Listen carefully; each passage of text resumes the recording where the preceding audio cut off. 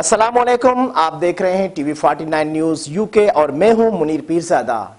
आइए आपको ले चलते हैं आज की खबर की जानिब। मुल्क भर की तरह नौकोट में भी पाकिस्तान तहरीक इंसाफ की जानिब से इमरान खान से इजहार मोहब्बत के लिए एक शानदार रैली निकाली गई, जिसमें नौजवानों, बच्चों और बड़ों ने बड़ी तादाद में शिरकत की। मजीद तफसीलात बता रहे नौकोट से मोहम्मद इकबाल कायम खानी। जी इकबाल कायम खानी, बताइएगा।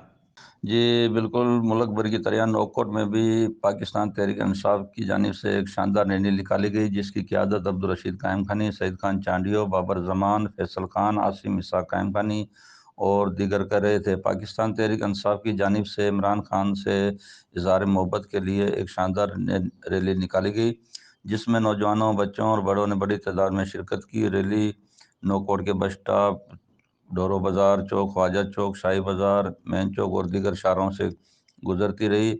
इस मौके पर रैली के शिरका कौन बचाएगा पाकिस्तान, इमरान खान नामंजूर, नामंजूर, मौजूदा हुकूमत नामंजूर, पूरी कौम का एक ही नारा, इमरान खान आएगा दोबारा और दीगर नारे लगा रहे थे। इस मौके पर शिरका से रहनुमाओं ने खिताब करते हुए कहा कि मुल्क में फौरी तौर पर नए इंतखाबात कराए जाएँ और इन जालिमों लुटेरों की हुकूमत को किसी सूरत में पाकिस्तानी अवाम कबूल नहीं करेगी।